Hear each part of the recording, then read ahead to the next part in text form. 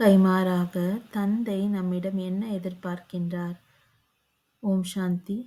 அன்பின் அடையாளமாக என்ன இருக்கின்றது? அன்பிற்குரியவர்களின் எந்த ஒரு குறைகளையும் பார்க்க முடிவதில்லை. அன்பிற்குரியவர்களின் தவறுகளை தன்னுடைய தவறுகளாக புரிந்து கொள்கின்றார்கள். தந்தை எப்பொழுது குழந்தைகளின் எந்த ஒரு விஷயத்தை கேட்டாலும் அதை என்னுடைய விஷயம் என்று புரிந்து கொள்கின்றார். தந்தை குழந்தைகளை தனக்கு சமமாக, நிறைந்தவராக மற்றும் முழுமை வாய்ந்தவராக பார்க்க விரும்புகின்றார். இந்த அன்பிற்கு கைமாறாக நாம் சுயத்தை டர்ன் செய்ய வேண்டும். பக்தர்கள் கூட தலையை விடுத்து வைக்க கூட தயாராக இருக்கின்றார்கள்.